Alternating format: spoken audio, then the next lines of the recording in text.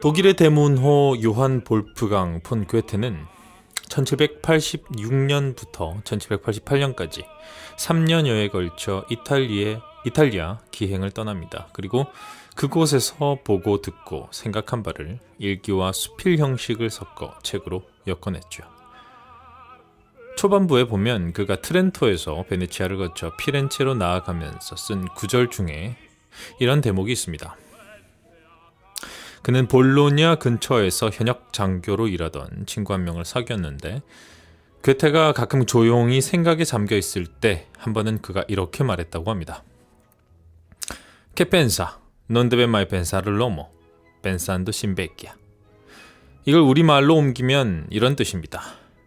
무슨 생각을 그리 많이 하십니까? 인간은 생각해서는 안 되죠. 생각하면 늙을 뿐입니다. 어떤 대화에서는 이렇게 말한 적도 있습니다. Non deve fermarsi l'uomo in una sola cosa, perché allora ti viene matto. Bisogna avere mille cose. Una confusione nella testa. 이 말은 이런 뜻입니다. 인간은 한 가지 사물에만 집착하면 안 됩니다. 그러다가는 미쳐버리기 때문이죠. 1000가지 사물을 가지되 머릿속에서는 한 가지 혼란스러운 감정만 있어야 합니다. 그리고 이렇게 마무리하죠. 누군가에게 털어놓는 것은 좋은 일일 수 있죠. 우리들의 고해를 한번 보십시오. 모든 사람들은 기독교 신자가 아니더라도 고해를 해야 한다고 말합니다. 하지만 완고한 그들의 사고방식으로는 올바른 답을 얻을 수가 없으므로 우리는 때때로 오래된 나무에게 고해하죠. 이는 물론 우스꽝스러워 보일 수도 있고 신을 부인하는 행위일지도 모르지만 그래도 고해 행위가 꼭 필요하다는 것을 인정하는 증거가 됩니다. 사랑스러운 어떤 것을 말하는 한마디란 쉽지 않습니다만 이탈리아란 바로 이런 곳이 아닐까 싶네요.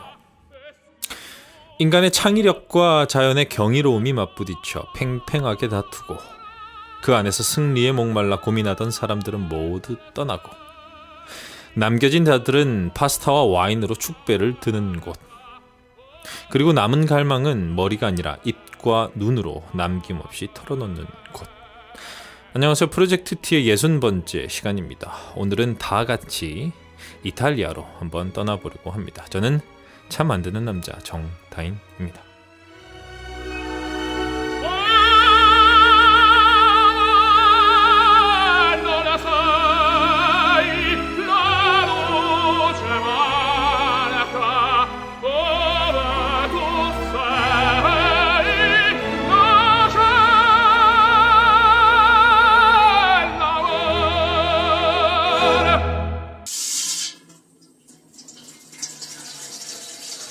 괴테는 베네치아에서 로마로 이어지는 사선의 여행길 중간에 테르니라는 곳을 들립니다.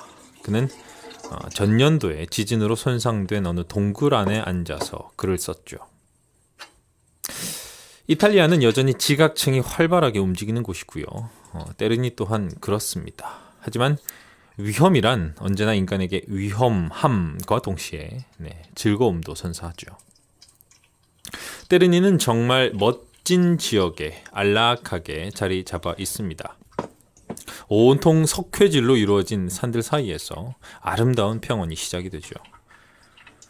독일 출신인 괴테는 이탈리아에 와서 여러 가지 새로움을 맛보고 또 큰 통찰력을 스스로 얻게 되었다 자평하는데요. 그 중에 한 가지란 이탈리아 사람들이 놀라울 만큼 서로 경쟁하면서 살아가는데 그게 지식의 상승이나 이성의 깊이를 도모하고 이해하려는 차원으로 나아가는 것이 아니라 이상하리만치 자기들만의 지방색이나 도시색 그리고 개개인의 정체성, 색깔 등을 가지기 위한 목적에서 이루어진다라는 점입니다. 농담을 좀 섞는다면요, 서로를 죄다 못마땅하게 생각한다는 거죠. 로마 제국에서 이어지는 로망스 문화권의 이건 특징 중에 하나인데요. 이 나라 사람들은 많이 알든 모르든 그리고 지식 수준이 높든 낮든 개의치 않고 의견을 적극적으로 피력합니다. 모든 것에 대해서 적극적으로 말하죠. 바에 가서 한번 보시면요. 별의 별 이야기를 다 합니다. TV에서 시시각각 이야기되고 중계되는 각종 시사나 경제 문제에 대해서 전문가는 하나도 없는데 끼리끼리 모여있는 친구들 사이에서는 갑론을박이 정말 밤새도록 이어지죠. 그래서 옛날에는요, 신분 간에 끊임없이 알력이 생겨났고 또 다투고 또 싸웠고 동시에 언제나 생기가 넘쳤습니다. 또 죽음이 매우 중요한 문화 중의 하나인 이 민족에게 그만큼 이 현세에서 잘 살아가는 것도 중요하기 때문에 그러한 아이러니를 매일의 코미디 공연을 통해서 스스로를 웃음거리로 만들면서 만족해 했죠. 그리고 또 이런 게 있지 않을까 싶습니다. 외국인들이 자신들의 문화나 행동 거지에 쉽게 익숙해지지 못하는 것을 대단히 만족스럽게 여기기도 했죠. 때르니에서 그 멀지 않은 페루지아 지역의 스폴레토에 오르면요, 한쪽 산에서 한쪽 다른 산으로 이어지는 그 다리가 하나 있습니다. 그곳은 로마 시대에 만들어진 수도 시설이죠. 2000년이 넘는 세월 동안 강이 부족하고 또 물 공급에 어려움을 겪었던 주변 지역에 쉼없이 물을 공급했던 고마운 건축물입니다. 계곡 위로 솟아오른 수천 개의 벽돌로 쌓은 이 아치형의 다리가 괴테가 살았던 당시나 지금이나 그대로 서 있습니다. 이것은 시민의 목적으로 인해서 나타난 제2의 자연이라 할 만하죠. 어떠한 분명한 목적을 가지고 또 주변을 결코 손상시키지 않으면서 자연과 더불어 세월을 버티는 건축물은 제2의 자연이라고 할 만합니다. 생뚱맞은 그 언덕에 가만히 엎드려 있는 수도원이나 신전들, 그리고 이러한 수도 시설물들이 그러하죠. 이 근방에는 1년에 3번에서 5번까지 밀을 심고 추수하거나 올리브나무와 포도나무로 눈길이 닿는 지평선의 끝까지 모두 뒤덮여 있습니다. 그 중에 이 올리브나무는 참 이상한 식물이죠. 이 나무는요, 버드나무랑 비슷하지만 씨앗을 날리면서 나무 껍질이 갈라집니다. 그럼에도 불구하고 대단히 단단해서 고급 목재로도 사랑받죠. 그래서 올리브나무로 만든 짜맞춘 옷장이나 가구, 침대는 아주 고급품으로 통하는 것이죠. 올리브나무는 아주 천천히 자라고요. 나뭇결이 아주 참으로 곱습니다. 이 근방을 하루 종일 찬찬히 걷다 보면요, 정말로 아무런 생각이 자라나지 않습니다. 질 좋은 올리브로 밥을 해먹고 최고의 품질로 만들어진 와인을 마시고 구릉과 구릉 사이에 거칠 것이 없는 그 풍요로움 사이에서 메마른 바람을 쐬다 보면 어떤 초월적인 힘 외에 그 어떤 것도 별 의미가 없어 보이니까요. 이 지역은 이탈리아 안에서 중부에 해당하는 바로 토스카나 지방입니다.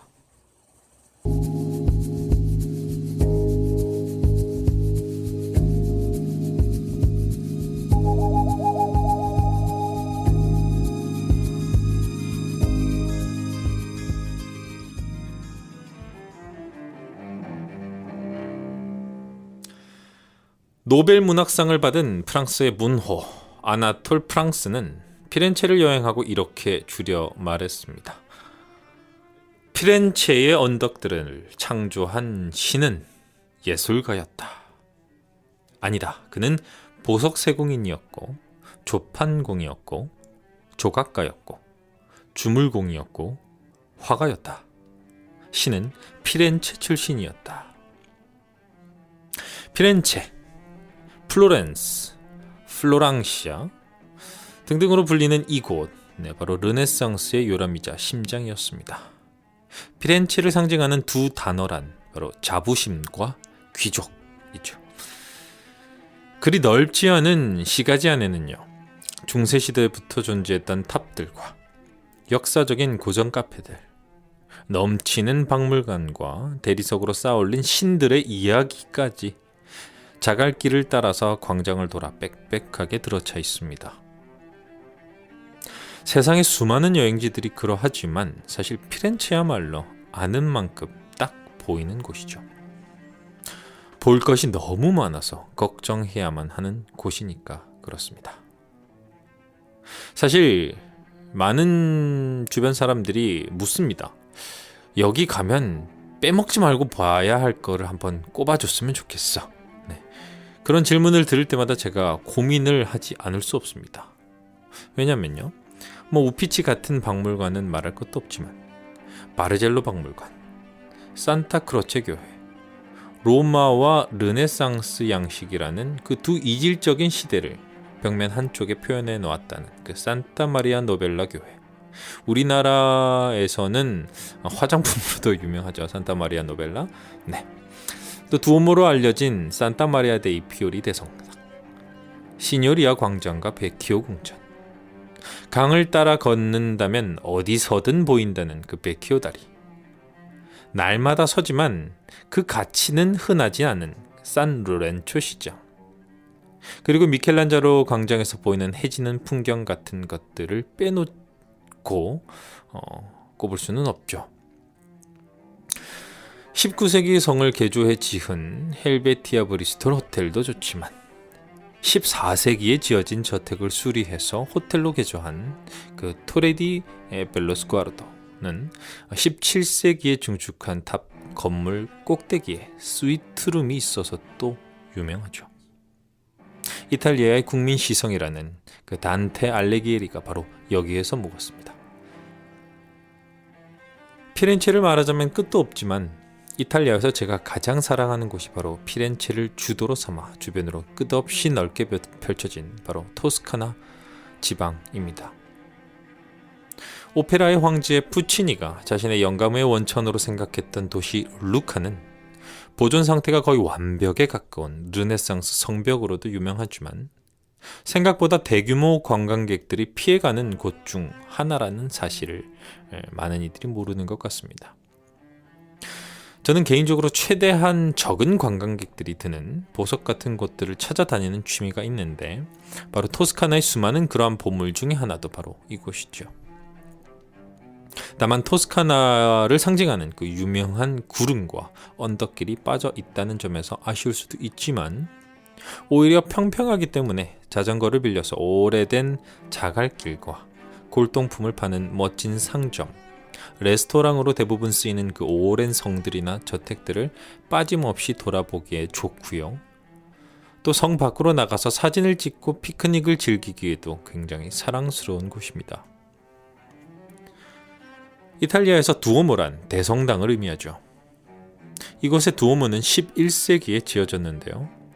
멀지 않은 곳에 목조 건물로 된 카페 시모에서 그 젤라또를 사서 감상하다 보면 여러분의 1시간이 꿈처럼 달아나 버릴 겁니다.